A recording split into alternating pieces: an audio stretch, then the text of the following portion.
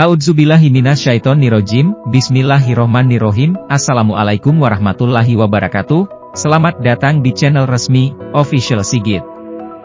Di sini, kita tidak hanya berbagi inspirasi, tapi juga mengeksplorasi tren terbaru dalam agama kita. Bersama-sama, mari kita jelajahi jalan kebenaran yang diterangi cahaya ilmu dan kebijaksanaan. Dari salam yang penuh kedamaian hingga akhir yang penuh kebahagiaan, mari kita menjadi bagian dari perjalanan ini. Terima kasih telah bergabung dengan kami dalam mencari kebenaran dan makna yang mendalam. Pada video kali ini, kita akan mengeksplorasi konsep ilmu dalam kehidupan manusia dalam Islam, mengapa ilmu begitu penting, dan semoga konten dalam video ini bisa memberikan beberapa tips praktis untuk meningkatkan keimanan kita. Kebersamaan dalam mencari ilmu adalah langkah pertama menuju kebenaran, dan kebenaran adalah cahaya yang mengantarkan kita pada kebahagiaan. Ayo, jangan lupa untuk berlangganan channel ini agar tidak ketinggalan video-video Islami terbaru yang akan membantu kita semua dalam meningkatkan pemahaman agama dan menjalani kehidupan yang lebih bermakna. Klik tombol subscribe dan aktifkan juga lonceng notifikasi agar Anda selalu mendapatkan update terbaru dari kami. Terima kasih atas dukungan dan partisipasinya. Dengan itu, mari kita mulai. Selamat menonton, semoga video ini bermanfaat bagi kita semua.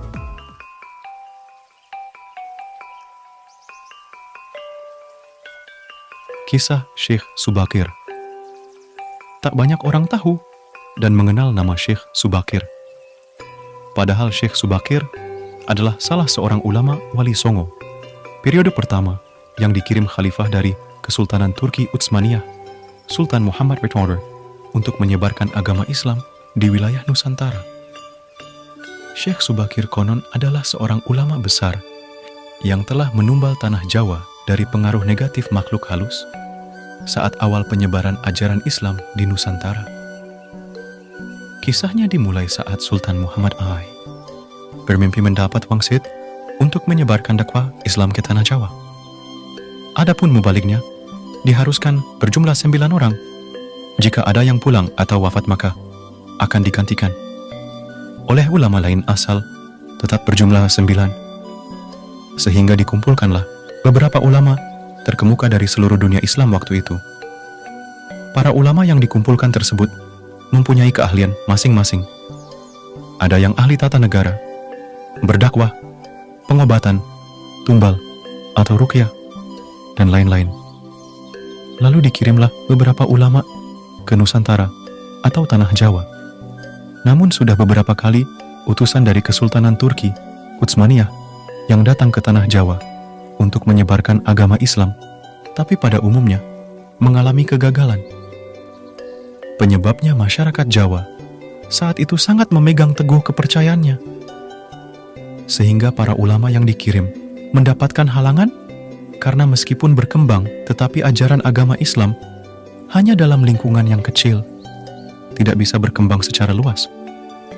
Selain itu konon, Pulau Jawa saat itu masih merupakan hutan belantara angker yang dipenuhi makhluk halus dan jin-jin jahat. Lalu diutuslah Syekh Subakir, ulama asal Persia yang ahli dalam meruqyah, ekologi, meteorologi, dan geofisika ke tanah Jawa. Beliau diutus secara khusus menangani masalah-masalah gaib dan spiritual yang dinilai telah menjadi penghalang diterimanya Islam oleh masyarakat Jawa ketika itu. Berdasarkan babat tanah Jawa, setelah sampai ke Nusantara, Syekh Subakir yang menguasai ilmu gaib dan dapat menerawang makhluk halus, mengetahui penyebab utama kegagalan para ulama pendahulu dalam menyebarkan ajaran Islam karena dihalangi para jin dan dedemit penunggu tanah Jawa. Para jin, dedemit, dan lelembut tersebut bisa merubah wujud menjadi ombak besar yang mampu menenggelamkan kapal berikut penumpangnya dan menjadi angin puting beliung yang mampu memporak-porandakan apa saja yang berada di depannya. Selain itu, para jin kafir dan bangsa lelembut tersebut juga bisa berubah wujud menjadi hewan buas yang mencelakakan para ulama pendahulu tersebut. Untuk mengatasi hal tersebut, konon Syekh Subakir membawa batu hitam dari Arab yang telah dirajah. Lalu batu dengan nama Rajah Aji Kalacakra tersebut dipasang di tengah-tengah tanah Jawa, yaitu di puncak Gunung Tidar, Magelang. Karena Gunung Tidar dipercayai sebagai titik sentral atau pakunya tanah Jawa. Efek dari kekuatan gaib suci yang dimunculkan oleh batu hitam tersebut menimbulkan gejolak. Alam yang tadinya cerah dan sejuk, matahari bersinar terang, damai dengan kicau burung, tiba-tiba berubah drastis selama 3 hari 3 malam. Cuaca mendung, angin bergerak cepat, kilat menyambar menimbulkan hujan api, gunung-gunung bergemuruh tiada henti, lelembut setan siluman lari menyelamatkan diri. Jin, peri, banaspati, kuntilanak, jai langkung, semua hanyut dalam air karena tak kuat menahan panasnya pancaran batu hitam tersebut. Makhluk halus yang masih hidup pun mengungsi ke lautan. Sebagian jin yang lain ada yang mati akibat hawa panas dari tumbal yang dipasang Syekh Subakir tersebut. Melihat hal itu, konon Sabda Palon, raja bangsa jin yang telah 9.000 tahun bersemayam di puncak Gunung Tidar, terusik dan keluar mencari penyebab timbulnya hawa panas bagi bangsa jin dan lelembut. Sabda Palon lalu berhadapan dengan Syekh Subakir. Sabda Palon lalu menanyakan maksud pemasangan batu hitam tersebut. Sang ulama menyatakan maksud dia menancapkan batu hitam itu untuk mengusir bangsa jin dan lelembut yang mengganggu upaya penyebaran ajaran Islam di tanah Jawa oleh para ulama utusan Khalifah Turki Utsmaniyah. Setelah terjadi perdebatan, mereka segera mengadu kesaktian. Konon pertempuran antara keduanya terjadi selama 40 hari, 40 malam, hingga Sabda Palon yang juga dikenal sebagai Ki Semar, Badranaya, Sang Danyang Tanah Jawa, ini merasa kewalahan dan menawarkan perundingan. Sabda Palon mensyaratkan beberapa poin dalam upaya penyebaran Islam di Tanah Jawa. Isi kesepakatan antara lain, Sabda Palon memberi kesempatan kepada Syekh Subakir beserta para ulama untuk menyebarkan Islam di Tanah Jawa, tetapi tidak boleh dengan cara memaksa. Kemudian, Sabda Palon juga memberi kesempatan kepada orang Islam untuk berkuasa di Tanah Jawa, raja-raja Islam, namun dengan catatan, para raja Islam itu silakan berkuasa, namun jangan sampai meninggalkan adat istiadat dan budaya yang ada. Silahkan kembangkan ajaran Islam sesuai dengan kitab yang diakuinya, tetapi biarlah adat dan budaya berkembang sedemikian rupa. Syarat-syarat itu pun akhirnya disetujui Syekh Subakir. Selain di puncak Gunung Tidar, Syekh Subakir juga membersihkan beberapa tempat angker di Tanah Jawa yang dikuasai para raja jin dan makhluk halus lainnya. Dalam versi lain diceritakan untuk membersihkan wilayah Gunung Tidar dari bangsa jin, Syekh Subakir membawa senjata pusaka berupa tombak Kiai Panjang. Lalu tombak pusaka tersebut ditancapkan tepat di puncak Tidar sebagai penolak bala.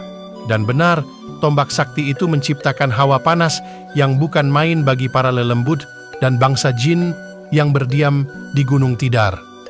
Mereka pun lari tunggang langgang meninggalkan Gunung Tidar. Sebagian pengikut Sabda Palon dari bangsa jin melarikan diri ke timur dan konon hingga sekarang menempati daerah Gunung Merapi yang masih dipercaya sebagian masyarakat sebagai wilayah yang angker. Bahkan sebagian lagi, anak buah Sabda Palon ada yang melarikan diri ke Alas Roban dan ke Gunung Serandil. Tombak itu sekarang masih dijaga oleh masyarakat dan ditempatkan di puncak Gunung Tidar dengan nama Makam Tombak Kiai Panjang. Dengan adanya tombak sakti itu, maka amanlah Gunung Tidar dari kekuasaan para jin dan makhluk halus. Karena keberhasilannya menumbal Tanah Jawa, lalu penyebaran Islam oleh Wali Songo periode pertama menjadi lancar. Nama Syekh Subakir lalu menjadi sangat terkenal dan dikagumi di kalangan para pendekar, penganut ilmu gaib dan kanuragan, bangsawan serta masyarakat di Tanah Jawa ketika itu. Sehingga mereka terkesan mendewakan sang ulama asal Persia tersebut. Akhirnya, untuk melepaskan kefanatikan masyarakat terhadap Syekh Subakir dan untuk menjaga akidah umat Islam, maka pada tahun 1462 Masehi, Syekh Subakir pulang ke Persia, Iran. Ini dimaksudkan agar kefanatikan tersebut runtuh dan masyarakat kembali kepada tauhid yang benar. Selain itu, tugas utama Syekh Subakir untuk membersihkan Tanah Jawa dari pengaruh negatif makhluk halus telah selesai. Demikian cerita kisah Syekh Subakir telah selesai. Saya berharap dari kisah ini bisa kita ambil hikmahnya untuk pembelajaran kita di masa mendatang. Salam sukses selalu saya ucapkan. Wassalam. Terima kasih.